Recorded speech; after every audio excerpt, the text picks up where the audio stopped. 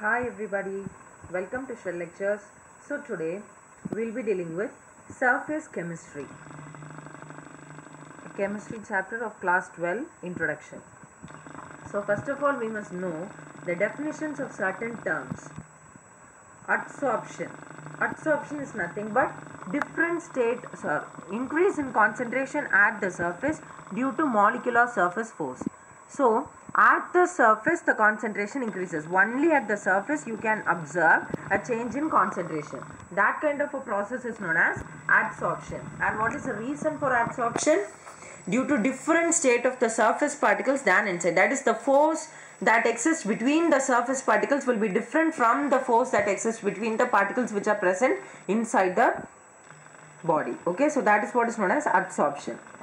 Adsorbate. Substances adsorbed on the surface of adsorbent. So I told you that the substances will get adsorbed, right? So if this is the surface, then the substance which gets adsorbed is known as the adsorbate. It may be any solid, liquid or gas. Adsorbent. Substances on the surface of which adsorption takes place. So the surface on which adsorption takes place is known as adsorbent. So the adsorbent examples are important. Activated charcoal is a very important example. Platinum, palladium, nickel, silica gel, gelatin, Al2O3 and starch. These all are the examples for adsorbent.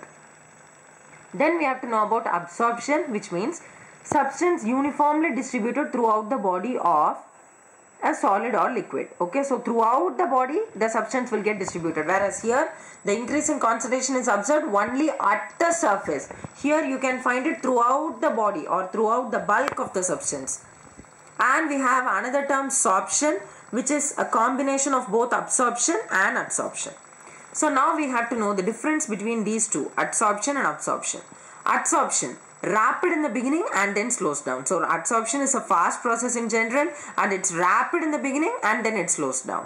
Whereas absorption, it proceeds in a uniform rate, generally it's slow. So adsorption is a surface phenomenon. As I told you earlier, it aids for the increase in concentration only at the surface, whereas here throughout the bulk of the substance. Now we have to know the mechanism of adsorption. So adsorption is an exothermic process, that is, heat is released during adsorption. So delta H, that is the change in heat, would always be negative. Also, freedom of movement of gas molecules, that is, I told you that the force of attraction in the surface will be such that the gas molecules won't even be allowed to move. They won't have enough freedom to move. So the freedom of movement will be low, which means the entropy delta S gas is negative. Delta S for gaseous state is negative as far as adsorption is concerned. And it's a spontaneous process, so naturally Gibbs free energy, delta G, will become negative. It's a spontaneous process, which means it's a natural process. It does not need to be induced. So delta G is negative.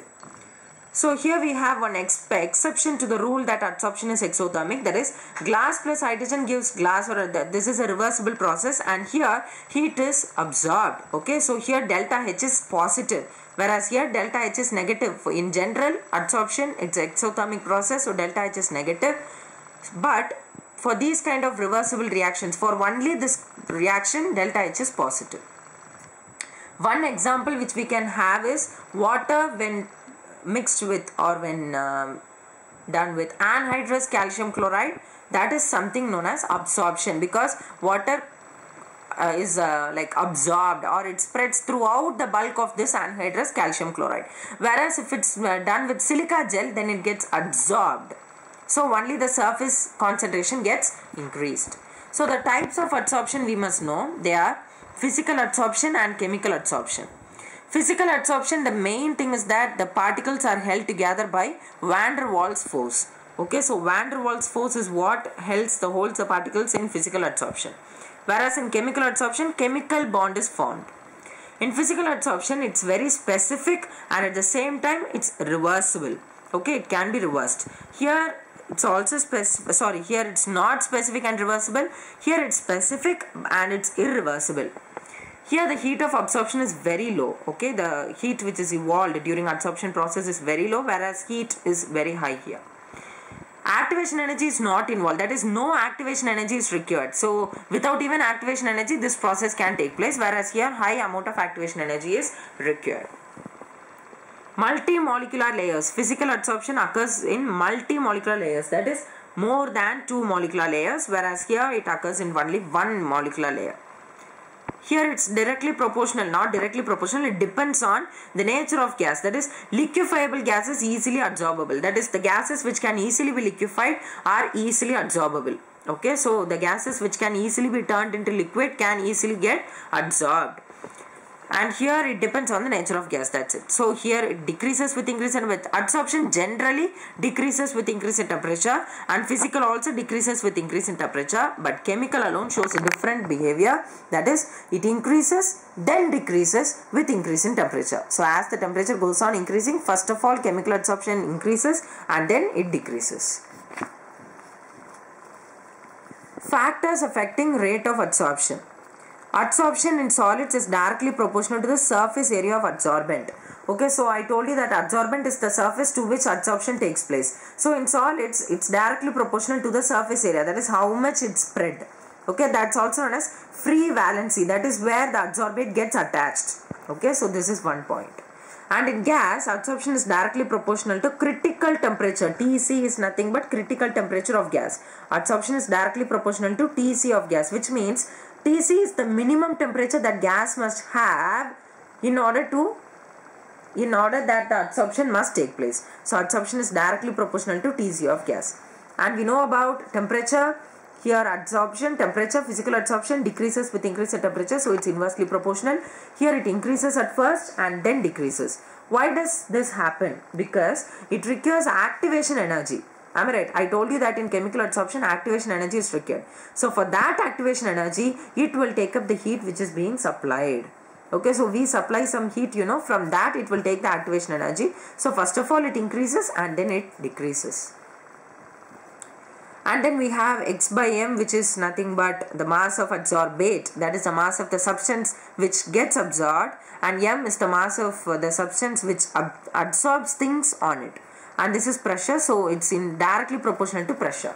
Okay, adsorption is directly proportional to pressure. Then we have to know about adsorption isotherm. Adsorption isotherm, the first category is Freundlich adsorption isotherm. So the first category is Freundlich adsorption isotherm. It's a very important one. It talks about physical adsorption. So adsorbate forms a single layer on the surface of adsorbent. So it must form a single layer. Only unilayer of adsorbate must be formed on the adsorbent. So this is the equation for Freundlich adsorption isotherm. X by M is equal to K into P power 1 by N. N is always greater than 1.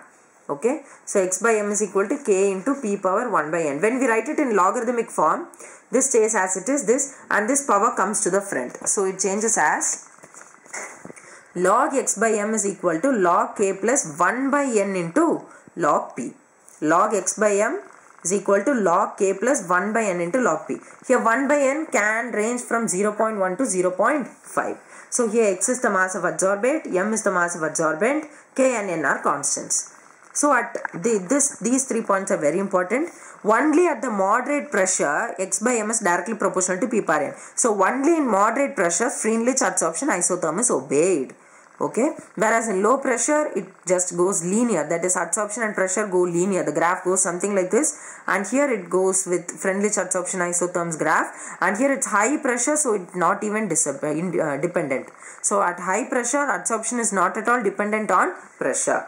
Okay, so this is how we draw the graph, that is it just shows here, and this point is known as the saturation pressure because after that pressure does not seem to increase at all. So this is the graph which we can draw for that, and this is how we can do that. So this is drawn from this equation, y is equal to mx plus c. Here this is the y, mx plus c. So m is the slope 1 by n, y we have written here, mx is here, c is the y-intercept log k.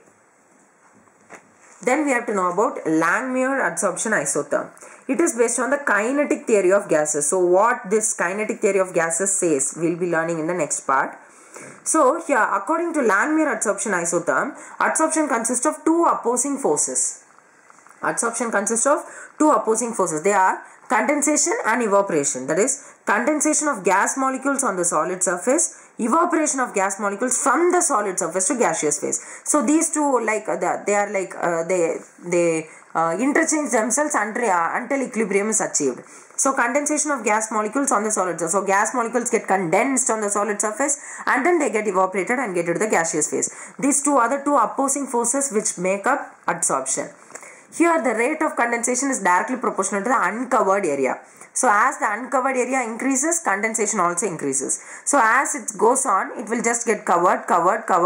So condensation goes on decreasing. Whereas here, rate is directly proportional to covered surface. So as it is covered, the rate goes on increasing. So but when both of these rates become equal, adsorption equilibrium is achieved. Okay. Also here the rate of condensation is directly proportional to pressure of the gas. Okay, number of molecules which are striking the gas, number of molecules which are striking the solid is directly proportional to pressure. This is what kinetic theory of gases states. Number of molecules which strike the solid surface are directly proportional to pressure. Then we have to know about applications of adsorption. Firstly, production of high vacuum. So high vacuum can be produced by means of adsorption. Secondly, gas masks. So gas masks are nothing but which contain activated charcoal or a mixture of adsorbents, so that we can use it when we are the people who are mining can use it, so that they don't get they don't breathe poisonous gases. So gas masks, activated charcoal or a mixture of adsorbents. It is used to control humidity. So what do we use to control humidity? Silica and aluminum gels. These two are used to control humidity because they are good adsorbents. And then we have removing coloring matter from solutions by animal charcoal. So by using animal charcoal, we can remove the coloring matter from solutions. And we use adsorption in heterogeneous catalysis, which we will be learning about in the next video. And then we have separating inert gases. By using charcoal as adsorbent, we can separate inert gases. Okay. And then we can cure diseases by using medicines which are adsorbents, so that the germs gets adsorbed. And then froth flotation, a process in which sulfide ores are concentrated. Okay, there also adsorption takes place. And then we have adsorption indicators. Silver halides absorb dyes and produce color. Okay, so from that we can come to know that adsorption has taken place. They are indicators. Silver halides like AgCl, all that adsorb dyes and they produce a specific color. And they are used in chromatographic analysis. And then we have one more term which must be learned, that is occlusion. That is adsorption of gases on metal surface voids. Okay, so if gases are getting adsorbed on metal surface voids, the phenomenon is known as occlusion. Okay, subscribe to my channel if you have not done so far. Like and share this video to whomever you know. Thank you so much for watching.